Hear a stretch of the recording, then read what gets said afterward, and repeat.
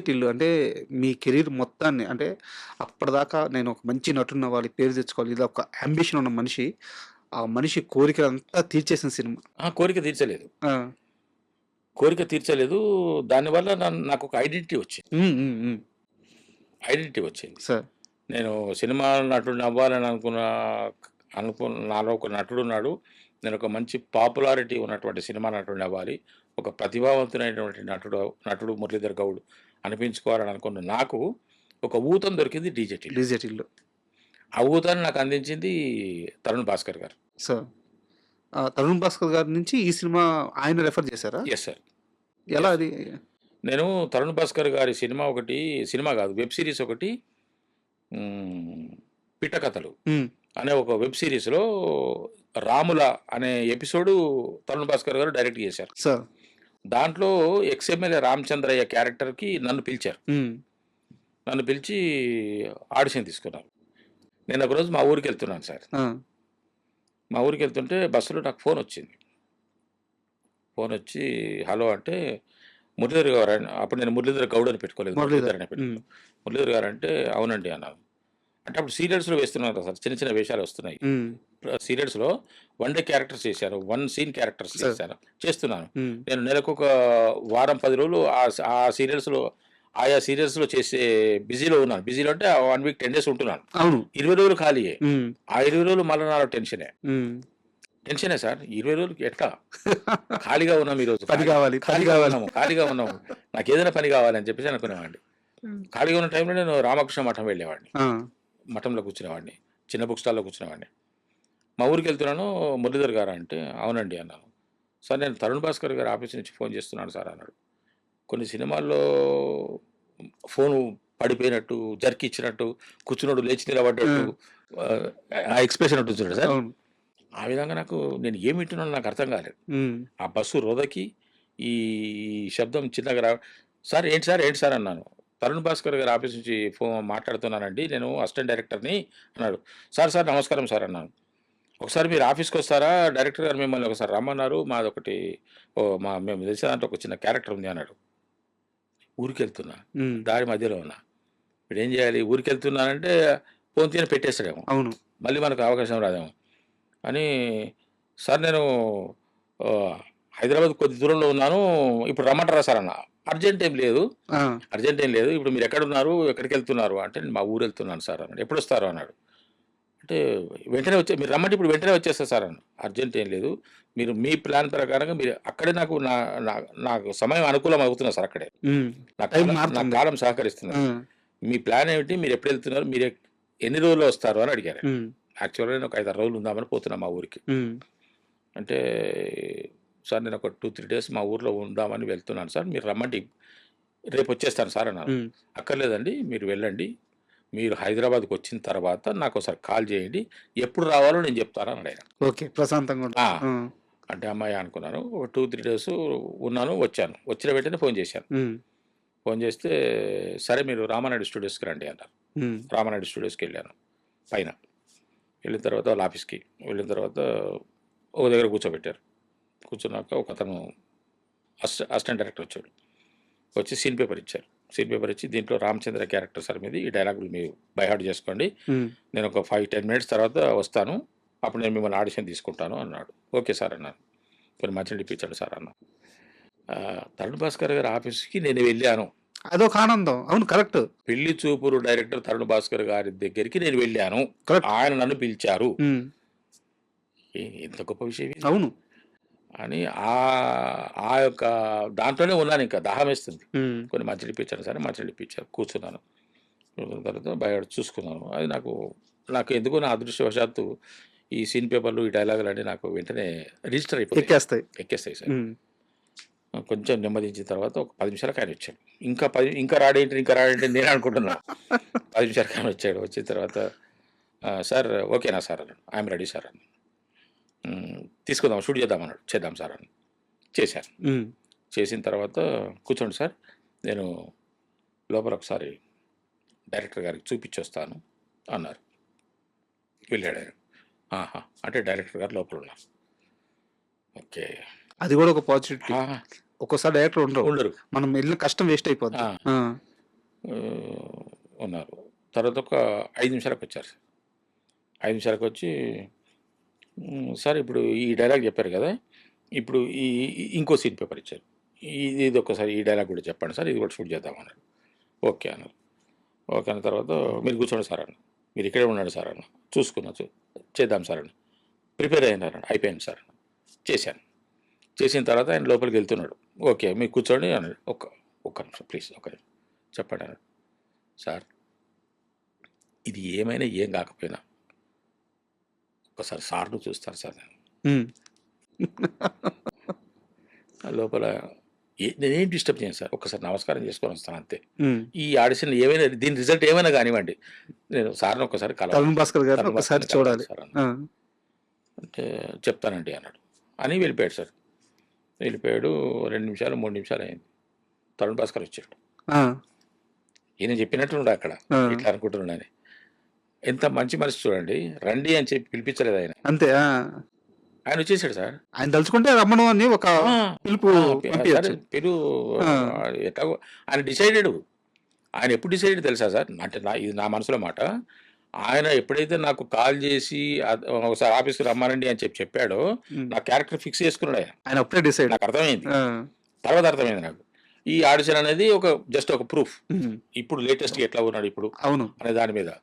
ఆ తర్వాత ఎప్పుడైతే నేను ఒకసారి ఒక 2 నిమిషాల కోసం మిమ్మల్ని కలవాలనుకుంటున్నా సార్ అని అసిస్టెంట్ డైరెక్టర్ చెప్పిండో, రమ్మనని చెప్పకుండా ఆయన స్వయంగా వచ్చేసాడు. సార్. నేను ఇంకా అతను వస్తాడేమో, అసిస్టెంట్ డైరెక్టర్ వస్తాడేమో, రమ్మంటున్నాడేమో, ఇప్పుడు కుదరని అంటాడనో, ఏదో అనుకుంటానని నేను అనుకున్నా. హ్మ్. వచ్చేసరికి నేను షాక్ అయిపోయాను సార్. లేచి నిలబడ్డా. మీరు కూర్చోండి సార్ అన్నాడు. హ్మ్. కూర్చోగానే ఆయన నన్ను కూర్చోబెట్టి ఆయన కూర్చున్నాడు. సార్. కూర్చొని ఇది మనం చేద్దాం సార్. ఇది ఎమ్మెల్యే రామచంద్ర క్యారెక్టర్ అన్నారు. ఆ విధంగా క్యారెక్టర్ చేసినాము. 2 డేస్ చేసినాము. హ్మ్. అప్పుడే ఆయన భార్య లత గారు కూడా నాకు మంచిగా సపోర్ట్ చేశారు. అదైన తర్వాత నాకు తరుణ్ భాస్కర్ గారి మీద ఒక రకమైన అనుబంధం ఏర్పడ్డది. నా మనసులో నాకే. నా ఖచ్చితంగా. తరఫున. ఖచ్చితంగా. నా తరఫున. హ్మ్. ఇతన్ని నేను మర్చిపోకూడదు హ్మ్. అనుకున్నా. ఎక్స్ రామచంద్రయ్యకే. హ్మ్. ఆ క్యారెక్టర్‌కే. ఎందుకంటే ఆయన ఇచ్చిన గౌరవం, మర్యాద అటువంటిది సార్. నిజంగానే మర్చిపోలేను. అదయిపోయింది. ఇది అయిపోయిన తర్వాత కొద్ది రోజులకి నేను మళ్ళీ నా పనిలో నేనున్నాను. ఆ తర్వాత ఒక్కసారి ఒక పేటీఎం యాడ్‌కి కూడా సార్ నన్నే పిలిచారు. హ్మ్. పిలిచి ఆ రోజు ఫస్ట్ టైం ఎక్కడికో ఒక కాలేజ్ దగ్గరికి రమ్మన్నారు. నేను స్కూటర్ ఏసుకొని పోయినా. నాకు యాక్టివా అంటే ఇష్టం. దాని మీద పోయాను నేను. పోతే అక్కడ నాకు ఫస్ట్ టైం తరుణ్ భాస్కర్ గారిది అది అయిపోయింది. ఏది హ్మ్. ఆ పిట్టకథలు ఎక్స్ రామచంద్ర క్యారెక్టర్ అయిపోయింది. తర్వాత మళ్ళీ నాకొచ్చిన ఈ అవకాశం తరుణ్ భాస్కర్ గారితోని అది ad film, add. That Paytm హ్మ్. ఒక కాలేజీ ఆవరణలో. నేను పోయి స్కూటర్ అక్కడ పెట్టేసిన. అప్పుడు మనం అంతే కదా! స్కూటర్ అక్కడ పెట్టేసిన తర్వాత మేనేజర్ వచ్చిండు. మేనేజర్ వచ్చేసి సార్ రండి.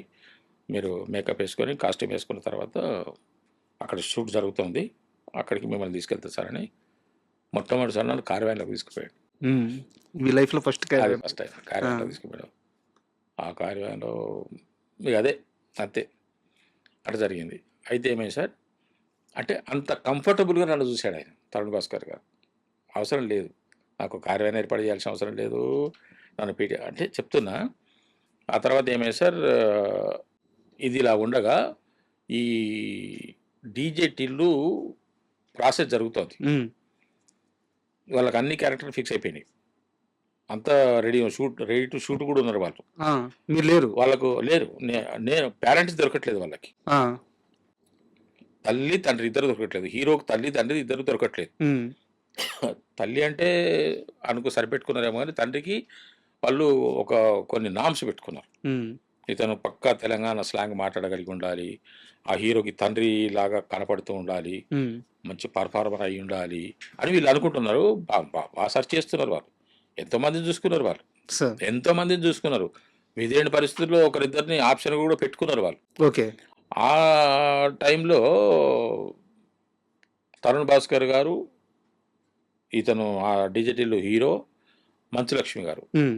ఈ ముగ్గురు ఎక్కడో ఒక చోట ఒక మీటింగ్‌లో కూర్చొని ఉన్నారట. ఆ సందర్భంగా ఈ డిజిటల్ హీరో ఆ ప్రస్తావన తీసుకొచ్చారు హ్మ్. సిద్ధు గారు. తరుణ్ భాస్కర్ గారితోని. హ్మ్. సార్ ఇట్లా మాకు ఒక సినిమాలో ఒక క్యారెక్టర్ నాకు ఫాదర్ క్యారెక్టర్ కావాలి. ఆర్టిస్ట్ వెతుకుతున్నాము దొరకట్లేదు. మీ దృష్టిలో ఎవరైనా ఉంటే చెప్పండి అని చెప్పేసి అంటే ఆయన ఏం మాట్లాడలేదు తరుణ్ భాస్కర్ గారు. పక్కన టీవీ ఉంటే టీవీ ఆన్ చేసేసి అది చూపించాడు. బా! పిట్ట పిట్ట కథలు. అంటే పేరు చెప్పడమే కాదు ఆయన. నన్ను ఫిజికల్‌గా అవును. చూపించాడు. చూపిచ్చారు. హ్మ్. అది చూపించేసి అతన్ని తీసుకున్నాడట. అప్పుడు నా నంబర్ ఇప్పించేసి వాళ్ళ ఆఫీస్ నుంచి నాకు కాల్ వచ్చింది. సార్. వాళ్ళ ఆఫీస్ నుంచి నాకు కాల్ వస్తే ఆఫీస్‌కెళ్ళాను. ఆఫీస్‌కెళ్ళిన తర్వాత వాళ్ళు ఆడిషన్ తీసుకున్నారు. ఆడిషన్ తీసుకున్న తర్వాత మళ్ళీ ఒక 1 వీక్‌లో చెప్తామన్నారు. మళ్ళీ ఒక 5 డేస్‌లో మళ్ళీ కాల్ వచ్చింది. హ్మ్. మళ్ళీ ఆఫీస్‌కి రమ్మన్నారు. మళ్ళీ వెళ్ళాను. ఆ తర్వాత ఇంకా కొంచెం ఎక్స్‌పాన్షన్ అయింది. డైలాగ్ డెలివరీ గానీ, ఆ మాడ్యులేషన్ గానీ, ఆ స్లాంగ్ గానీ, ఆ ఈజ్ గానీ ఇవన్నీ వచ్చినట్టుగా అట్లా 2, 3 సార్లు తీసుకున్న తర్వాత వాళ్ళు నన్ను ఓకే చేశారు. ఆ విధంగా నాకు డీజే టిల్లులో క్యారెక్టర్ రావడానికి ప్రధాన కారణం తరుణ్ భాస్కర్ గారు. ఎంత పెద్ద జర్నీ సార్. లైఫ్ చేంజ్ అయిపోయింది. అదే సార్. అంటే కాలం అనేది కలిసొస్తే ఇప్పుడు దేవుడు మనకు వరం ప్రత్యక్షమై ఇవ్వడు సార్. ఇగో ఇలాంటి వాళ్ళని పంపిస్తుంటాడు. ఆ క్షణానికి 'తరుణ్ భాస్కరే' దేవుడు. అయితే ఆ క్యారెక్టర్ రావడమే కాదు సార్. ఆ అవును. సినిమాలో హీరో, హీరోయిన్ కంటే కూడా ఆ తండ్రి, కొడుకు మధ్య కెమిస్ట్రీ ఎక్కువుంటది. అవును. ఆ అల్లరి గాని, తిట్టుకోవడం గాని, మళ్ళీ దాంట్లో ప్రేమ గాని, హ్మ్. సిద్దుతో ఎక్స్‌పీరియన్స్ చెప్పండి? హ్మ్. ఈ విషయంలో ఈ సంగతి నాకు మేము ఎప్పుడైతే డిజిటల్ సినిమా షూటింగ్‌కి నన్ను ఫస్ట్ డే పిలిచారో, ఫస్ట్ డే వెళ్ళినప్పుడు ఆయన హీరోనే నాతోని ఆ మాట చెప్పారు. హ్మ్. ఈ క్యారెక్టర్ రావడానికి ఈ సినిమాలో ఈ క్యారెక్టర్ మీకు రావడానికి కారణం తరుణ్ భాస్కర్ గారని చెప్పారు. సార్. కానీ తరుణ్ భాస్కర్ గారు నాతోని ఏనాడు చెప్పలేదు. అబ్బా! ఏనాడు చెప్పలేదు. నిన్ను ఆ తర్వాత నేను 4, 5 సార్లు 10 సార్లు ఆ! కలుసుకున్నాము. నేను తరుణే అంటా ఆయనను. గారు అని కూడా అనను. హ్మ్. నేను ఆయనని అంత ఓన్ చేసుకున్నాను. హ్మ్. ఆహ్, అసలు ఏ సందర్భంగా చెప్పినావు? నువ్వు ఎందుకు చెప్పినవు? నాకు గుర్తులేదు అంటాడు. నేను చెప్పినా. మామూలుగా ఎవరైనా అయితే ఏం చేస్తారు? నేను నీకు క్యారెక్టర్ ఇప్పించాను. ఆ రోజు నేనే చెప్పాను. ఇలాంటి ఒక డిస్కషన్ ఉంటది. నేను చెప్పినా? ఆ! ఎవరు చెప్పారు? అంటాడాయన. ఆ విధంగా నేను ఒకటి ఒకటి అనుకుంటున్నాను సార్ నా మనసులో. ఇప్పుడు ఈ సందర్భంగా చెప్పుదామని కూడా నేను అనుకున్నాను ఈరోజు వచ్చినప్పుడు. సినిమాల్లో నన్ను కన్నది తరుణ్ భాస్కర్ గారు. అబ్బా! ఎంత బలమైన మాట వాడారు. Yes sir. నన్ను పెంచింది మా తమ్ముడు ఎల్లండి వేణు. సార్. నన్ను పోషించింది అనిల్ రావుపూడి గారు. ఈ ముగ్గురికి ప్రస్తుతానికి నేను జీవితాంతం రుణపడి ఉంటాను. పర్ఫెక్ట్‌గా చెప్పారు సార్.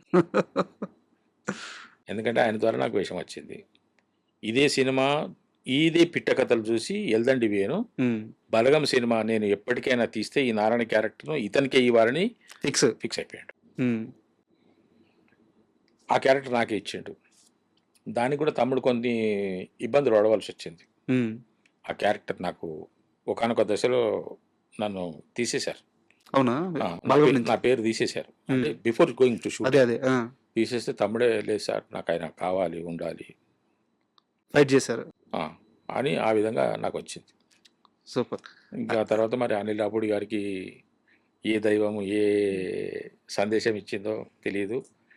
ఆయన నుంచి ఆయన అసలు ఇంకా గ్రాఫ్ వేరే లెవెల్‌కి తీసుకెళ్ళిపోయారు. ఏమాత్రము ఆహ్, అనుమానం లేకుండా నన్ను పిలిచారు సార్. సార్ 2 అయితే సినిమాలు నాకు గొప్ప సినిమాలిచ్చారు. అనిల్ రావిపూడి గారి గురించి కూడా మాట్లాడదాం సార్.